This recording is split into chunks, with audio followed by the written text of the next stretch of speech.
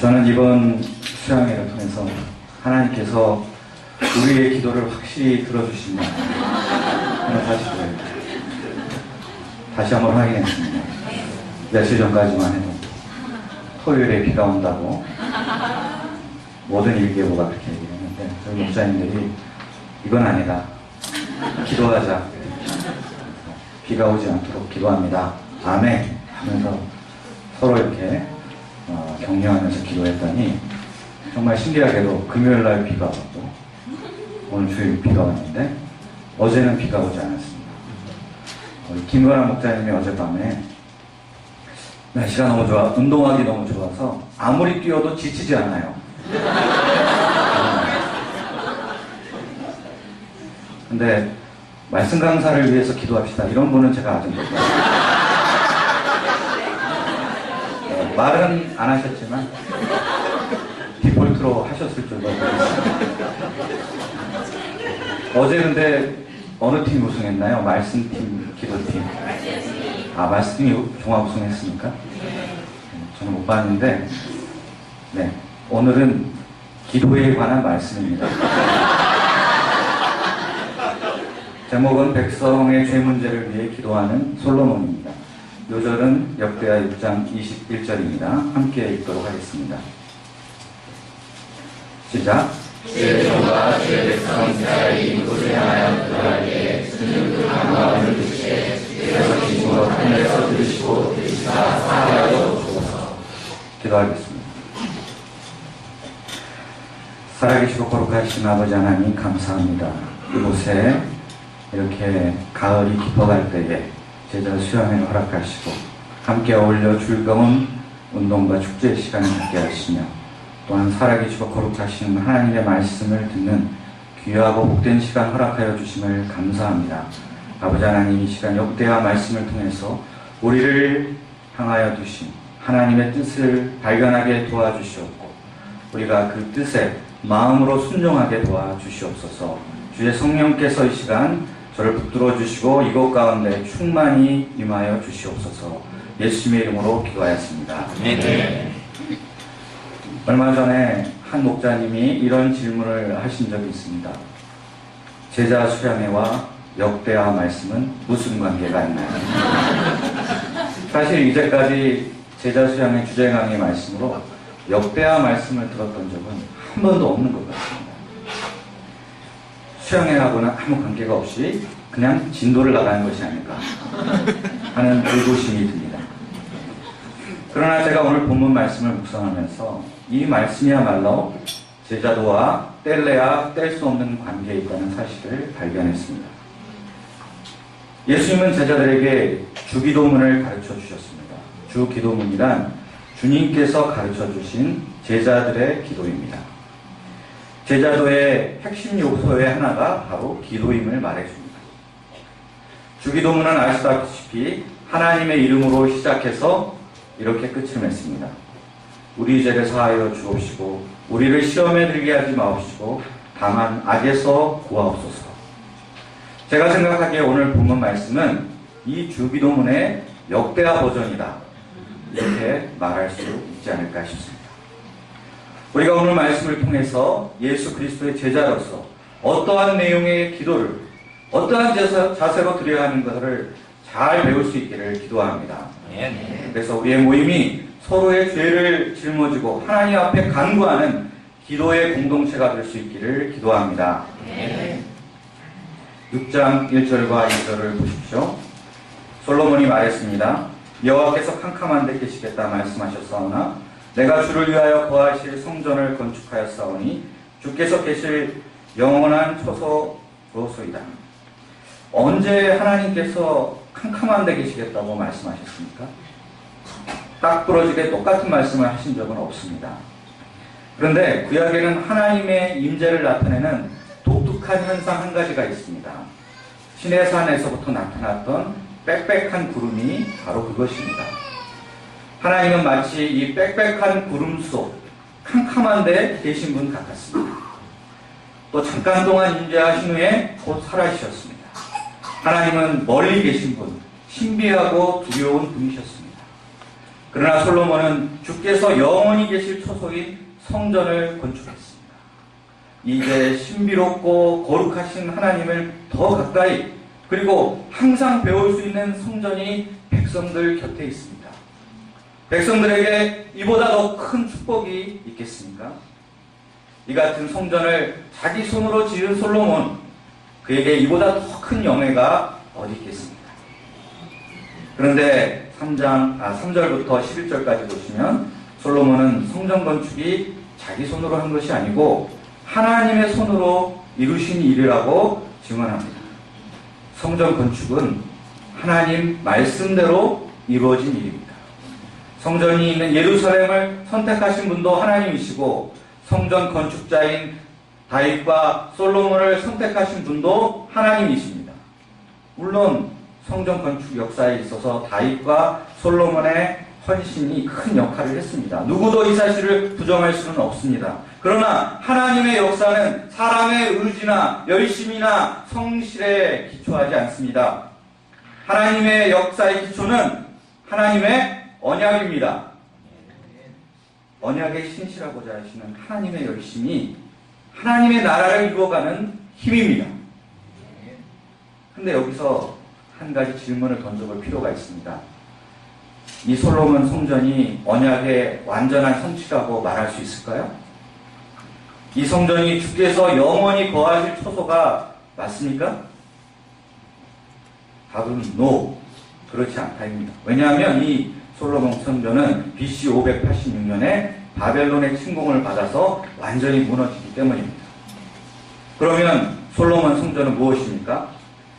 솔로몬 성전은 장차 이루어질 완전한 성전의 모형이고 그림자였을 뿐입니다. 그림자가 있다면 실체가 있고 모형이 있다면 원형이 있어야 합니다. 그렇다면 성전의 실체와 원형이 무엇일까요? 무엇이겠습니까? 예수님입니다. 예수님의 또 다른 이름은 임마누엘, 곧 하나님께서 우리와 함께 계시다.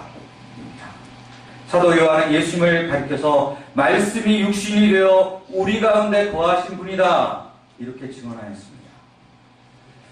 하나님께서 예수님 안에서 지금 우리와 함께 하십니다. 예수님 안에서 바로 이곳에 우리 가운데 거하십니다. 예수 그리스도는 성전 언약의 완전한 성취입니다. 이 성전은 또다시 무너지는 일이 결코 없을 영원한 성전이 되십니다. 12절과 13절을 보십시오. 솔로몬은 이제 이스라엘의 모든 회중 앞에서 무릎을 꿇고 하늘을 향해서 손을 폈습니다. 하늘을 향해서 이렇게 손을 편 모습은 이스라엘 사람들의 전형적인 기도 자세입니다. 또 무릎 꿇음은 하나님 앞에서 겸손하게 또 간절한 마음으로 나아감을 말합니다. 솔로몬은 백성들 앞에서는 왕이었지만 하나님 앞에서는 하나님의 종이었기 때문에 당연히 무릎을 꿇어야 했습니다. 또 솔로몬이 이스라엘의 모든 회중들 앞에서 기도한 까닭이 무엇일까요? 이는 솔로몬의 기도가 개인적인 기도가 아니었기 때문입니다. 솔로몬은 하나님 앞에 나아가 나라를 어깨에 짊어지고 온 백성을 등에 업은 기도를 드리고자 하였습니다. 말하자면 백성들을 위한 중보 기도를 드리고자 한 것입니다. 오늘 말씀은 진정한 왕도 시리즈의 세 번째 말씀이자 마지막 말씀입니다. 우리가 왕은 아닙니다. 그러나 왕 같은 제사장입니다. 왕 같은 제사장은 왕도를 익히고 실천해야 합니다. 성경이 우리에게 말씀하시는 참된 왕은 어떤 왕이냐? 오늘 본문을 보면 기도하는 왕입니다. 기도하되 자기 문제만을 위해서 기도하는 것이 아니라 공동체의 문제를 짊어지고 기도하는 왕, 중보 기도하는 왕입니다. 왕 같은 제사장 직분을 받은 우리에게도 동일한 원리가 적용됩니다. 양을 섬기는 목자가 무엇을 해야 되겠습니까? 물론 목자는 일단 양들을 위해서 말씀을 잘 먹이고 양육해야 되겠습니다. 그러나 이에 못지않게 중요한 일이 양들을 위해서 기도하는 일입니다. 목자의 기도 없이 양은 변하지 않습니다. 한 가정의 가장인 아버지는 어떻습니까? 자녀를 진정으로 위하는 아버지는 기도하는 아버지입니다. 기도하는 아버지입니다. 어머니도 마찬가지입니다. 기도하는 어머니가 하나님의 사람들을 낳습니다. 그리고 성경이 말하는 놀라운 비밀 중에 하나는 성도들이 장차 주와 함께 이 땅을 다스리게 될 것이다. 이 땅을 다스리는 왕 노릇하게 될 것이다 하는 사실입니다. C.S. 루이스는 나니아 연대기에서 이 4명의 주인공 아이들이 그리스도를 상징하는 아슬란의 승리 이후에 왕으로 즉위하는 모습을 통해서 이와 같은 지를 아주 기가 막히게 표현해내었습니다. 그렇다면 장차 이 땅에서 왕 노릇해야 될 우리가 뭘 해야 되겠습니까? 당연히 이 땅을 위해서 기도해야 되지 않겠습니까? 나라와 민족의 일들, 더 나아가서 전 세계를 마음에 품고 기도해야 됩니다. 왕같은 제사장으로 부르심받은 우리가 기도 안 한다면 누가 기도하겠습니까? 사무엘상 12장에 보면 사무엘이 백성들에게 이렇게 말씀하시는 장면이 나옵니다. 나는 너희를 위하여 기도하기를 쉬는 죄를 여호와 앞에 결단코 범하지 아니하리라. 그런데 이 말을 하는 시점이 언제냐? 이게 중요합니다. 이 시점이 언제냐 하면 사사직을 다 수행하고 은퇴를 하는 고별설교에서 한 말입니다. 은퇴를 한 이유라 할지라도 계속해서 백성들을 위해서 기도하겠다는 것입니다. 그러니 현역으로 있을 때는 얼마나 더 열심히 기도를 했겠습니까? 심지어 기도를 쉬면 이는 여호와 앞에 범죄하는 것이다. 이렇게까지 말합니다.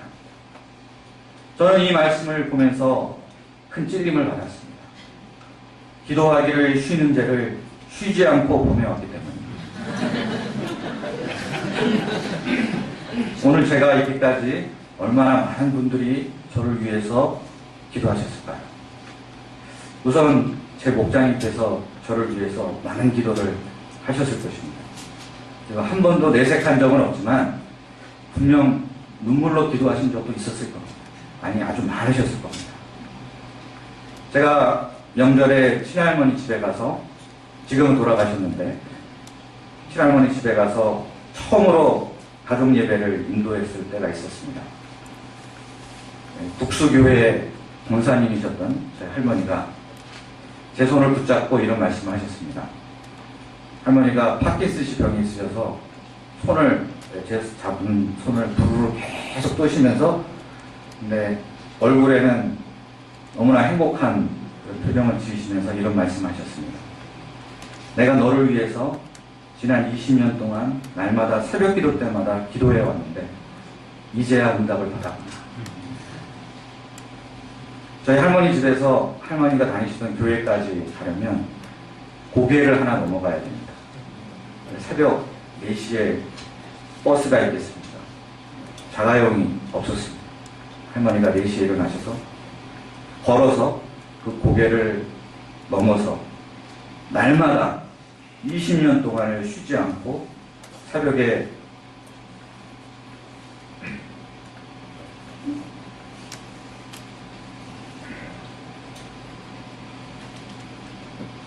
저희 구원을 위해서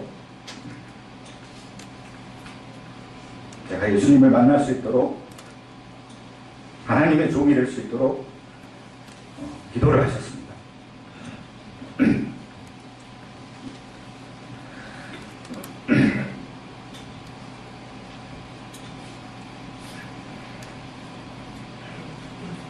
제가 이렇게 많은 분들의 중보기도에 힘입어서 현재 구원의 은혜, 하나님의 은혜를 누리게 되었습니다. 근데 제가 이제 기도를 쉬게 되면 뭐가 되겠습니까? 먹튀.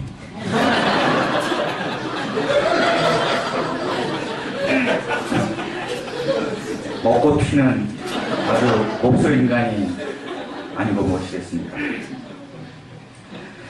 제가 이제 양들과 자녀들과 나와 민족을 위해서 쉬지 않고 기도하는 종이 될 수 있기를 기도합니다. 우리 모두가 자기뿐 아니라 공동체를 함께 짊어지고 기도하는 성숙한 주님의 제자로 성장할 수 있기를 기도합니다. 14절부터 42절까지는 솔로몬의 기도입니다. 이를 가리켜 솔로몬의 성전 봉헌 기도라고 말합니다. 솔로몬의 성전 봉헌 기도는 크게 두 부분으로 나누어져 있습니다. 첫째는 다윗 왕조를 위한 기도입니다. 14절부터 17절까지입니다. 지금까지 솔로몬이 체험한 하나님은 어떤 분이십니까? 14절에서 고백한 대로 언약을 지키셨고 은혜를 베푸셨던 하나님이십니다. 근데 문제는 앞으로입니다. 솔로몬은 하나님께서 미래에도 계속해서 이 다윗 왕조를 견고하게 하시겠다는 그 언약을 지켜달라고 기도합니다. 솔로몬이 기도한 대로 하나님께서 이 언약을 지키시리라는 점에는 전혀 의심할 여지가 없습니다. 왜냐하면 하나님은 신실하신 분이시기 때문입니다. 그러나 관건은 언약의 한쪽 당사자인 사람에게 있습니다. 이 언약은 왕도 신실하게 율법을 준행해야 한다는 단서 조항이 붙어 있습니다. 그러나 유다의 왕들은 이 점에서 실패했습니다. 하나님을 배반하고 우상을 섬겼습니다. 그 결과 시드기야 왕을 마지막으로 다윗 왕조는 막을 내리고 말았습니다. 하지만 여기서 끝은 아니었습니다. 하나님께서 친히 실패하지 않을 왕, 율법을 처음부터 끝까지 온전하게 지킬 수 있는 유일한 한 왕을 세우셨습니다. 그분이 바로 다윗의 자손으로 오신 예수 그리스도십니다. 하나님께서 직접 아들을 보내셔서 다윗 왕조의 실패를 만회시키시고 다윗과 맺은 언약을 성취하셨습니다. 인간의 실패에도 불구하고 끝까지 언약을 성취하시는 신실하신 하나님을 찬양합니다. 둘째, 백성들을 위한 기도입니다. 18절부터 39절까지. 먼저 21절까지를 보면 솔로몬은 백성들을 위해 기도하기에 앞서서 이 성전이 하나님께서 기도를 들으시는 장소가 되게 해달라고 간구합니다. 성전은 하나님께서 예배를 받으시는 장소이면서 동시에 백성들의 죄가 용서함 받는 그리고 하나님과 화목해 되는 장소이기도 합니다. 그런데 이 성전에 또 다른 중요한 역할이 하나 있습니다. 바로 이 성전은 하나님께서 기도를 들으시는 장소라는 점입니다.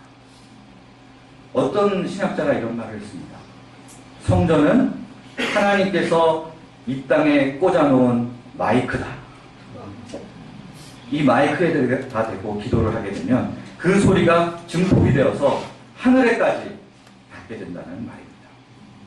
하나님께서는 눈을 돌려 성전을 주목해 보십니다.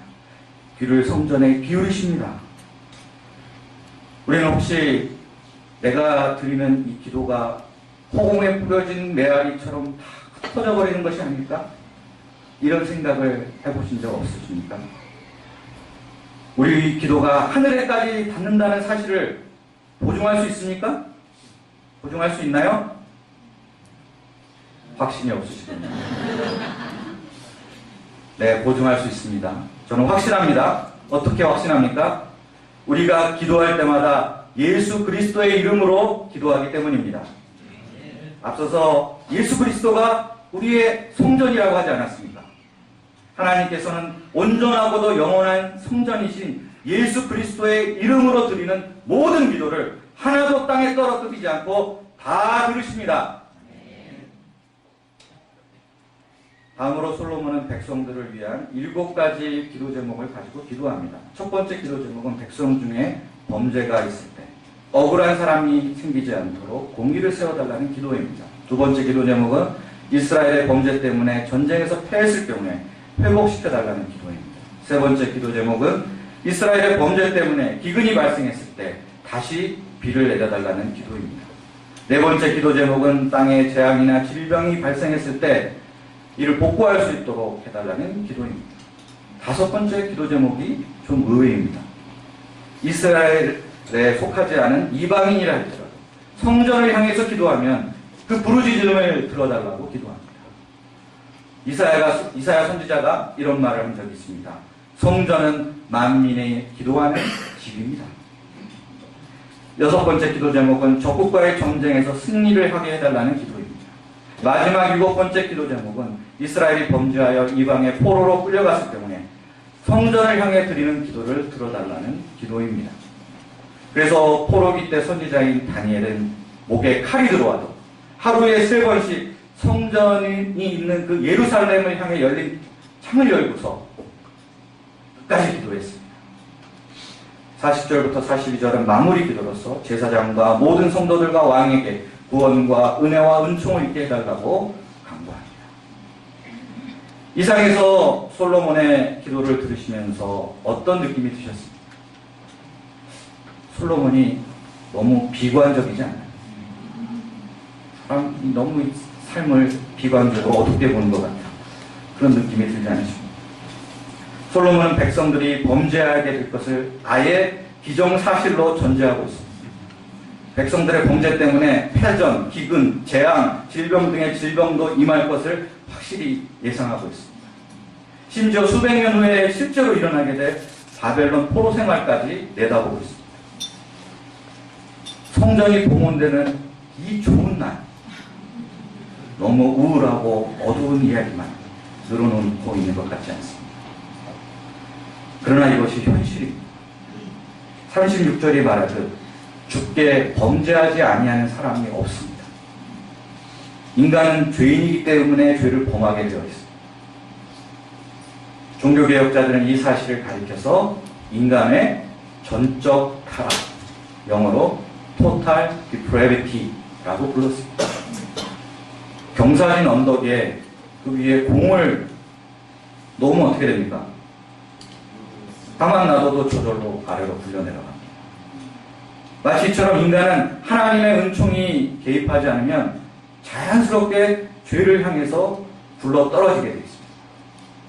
제가 성경을 잘 모를 때는 이 사실을 몰랐습니다. 그래서 늘 사람에 대해서 기대를 품었습니다. 그런데 그 결과가 어땠을까요? 기대가 컸던 만큼 실망이 컸습니다. 기대를 둔 만큼 상처가 되어서 다시 돌아왔습니다.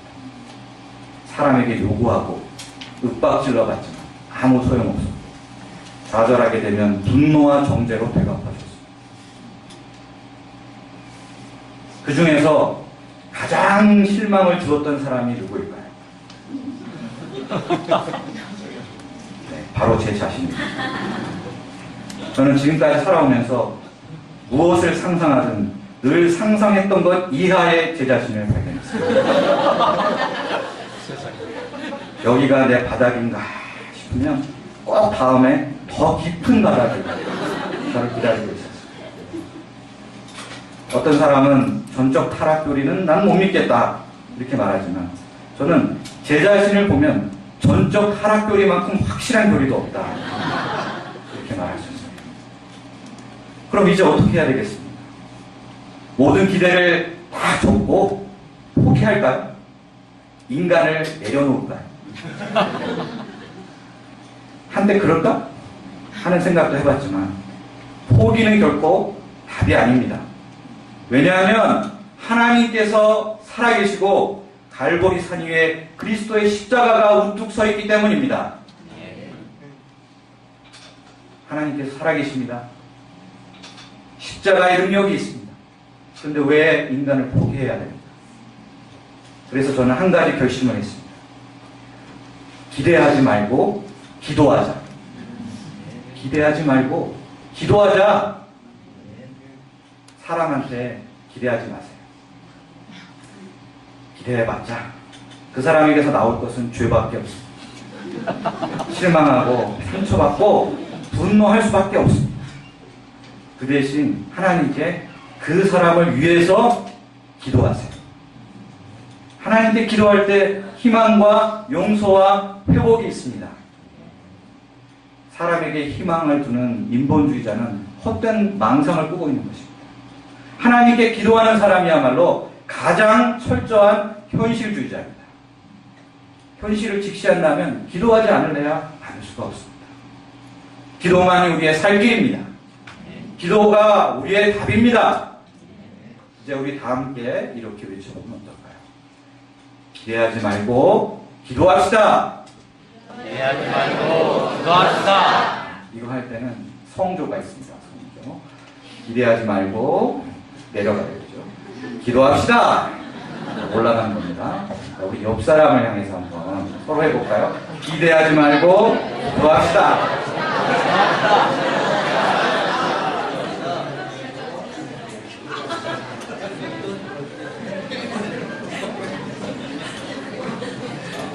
그러면 솔로몬의 기도에 대한 하나님의 응답이 어떠합니까? 7장 1절부터 3절을 보시죠.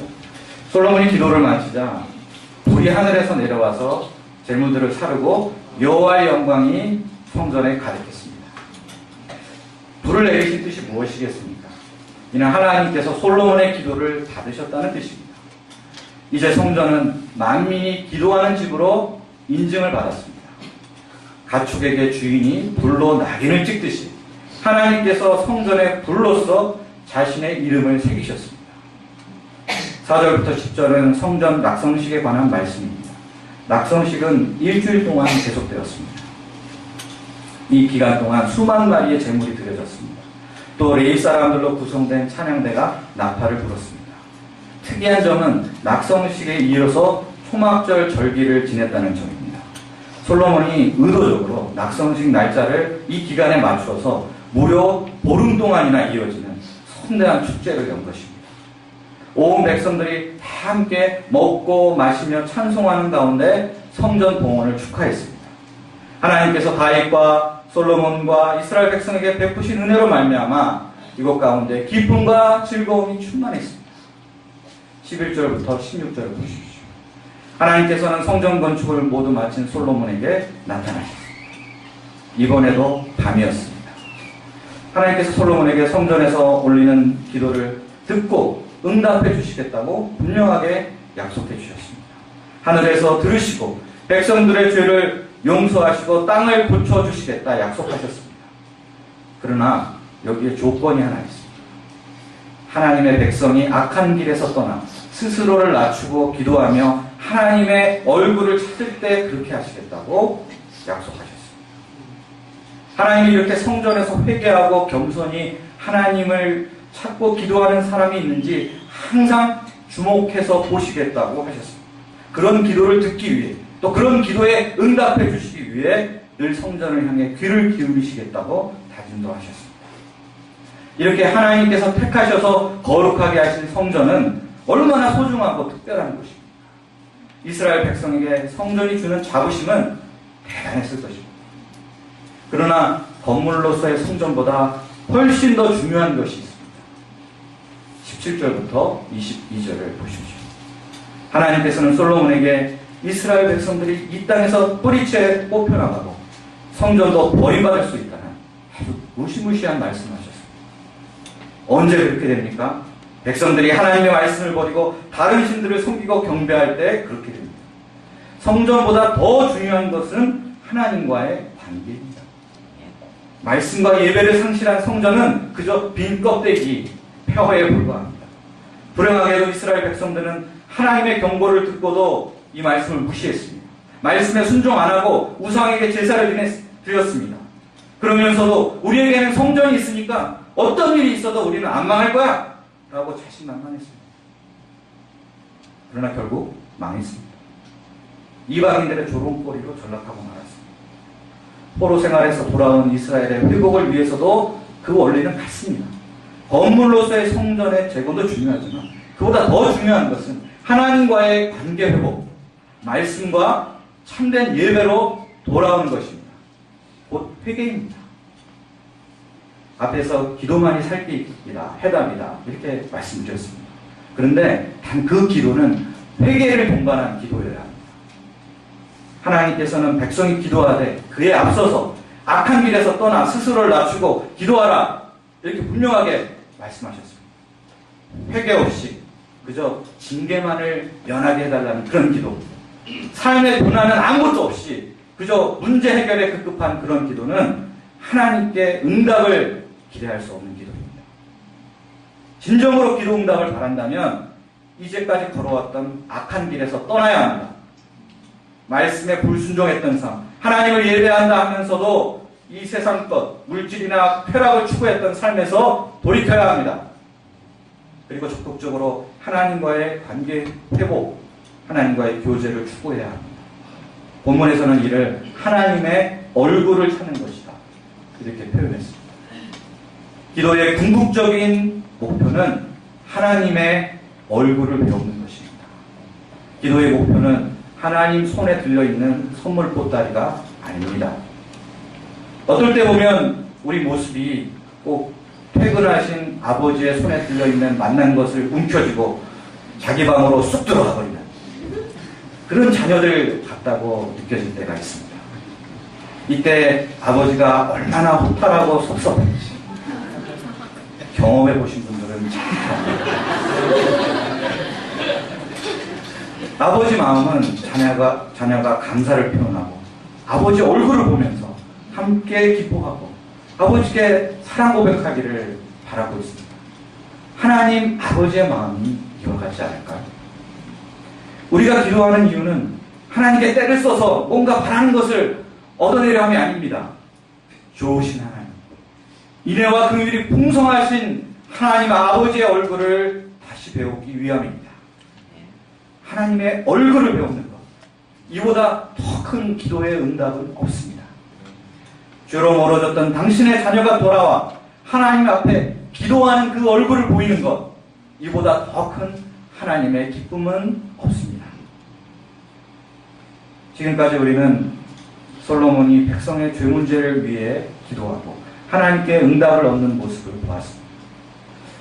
우리는 솔로몬이 말년에 어떻게 망가지는지를 이미 알고 있기 때문에 솔로몬이 한 것은 뭐든지 다 평가절하하려는 경향을 가지고 있는 것 같습니다. 그러나 솔로몬에게도 우리가 꼭 배워야 할 훌륭한 점들이 있습니다. 특히 백성을 향한 목자의 심정으로 중보기도한 점을 잘 배워야 되겠습니다. 마태복음 12장 42절에 보면 예수님께서 솔로몬보다 더 큰 이가 여기 있다 이런 말씀하셨습니다. 바로 예수님 자신을 가리켜서 하신 말씀입니다. 예수님은 기도에 있어서도 솔로몬보다 더 큰 이십니다. 때로는 밤이 맞도록 기도하시고 때로는 새벽 미명에 일어나 기도하십니다. 그 기도의 많은 부분을 제자들과 양들을 위한 중보기도에 할애하셨을 것입니다. 어떻게 알 수 있습니까?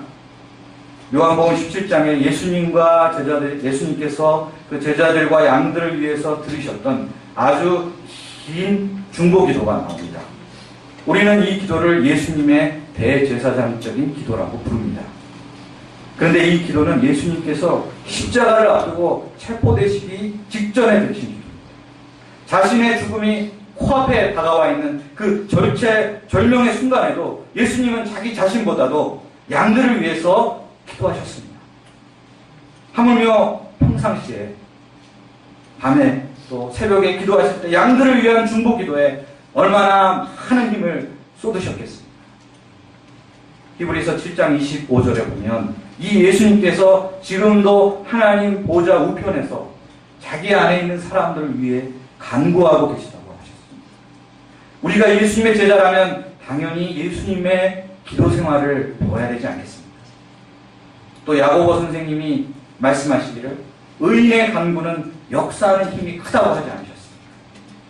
제자인 우리가 땅에서 기도하면 하늘에서 하나님께서 들으시고 이 땅을 고쳐주실 것입니다. 하나님의 백성을 두 어깨에 짊어지시고 아버지께 나아가 기도하신 예수님을 닮아갈 수 있기를 기도합니다. 마땅히 빌바를 알지 못하는 연약한 우리를 위해 친히 간구하시는 성령님처럼 우리도 수많은 유혹 가운데 죄에 빠져 넘어지기를 잘하는 연약한 양들과 자녀들과 교회와 나라와 민족을 위해 탄식하며 중보기도하는 이 시대 왕같은 제사장들이 될 수 있기를 간절히 기도합니다. 기도하겠습니다. 살아계시고 거룩하신 아버지 하나님 감사합니다. 솔로몬의 백성들의 죄 문제를 위한 중보기도를 배웠습니다. 주님, 이제 배운 것에 그치지 아니하고 이제 실천할 수 있도록 도와주시옵소서. 저희는 연약하오니 성령께서 저희를 붙들어 주시고 우리의 공동체 또 연약하게 넘어지기 쉬운 자들을 위해 쉬지 않고 기도하는 기도의 종으로 빚어지게 도와주시옵소서. 감사합니다. 예수님의 이름으로 기도하였습니다. 아멘.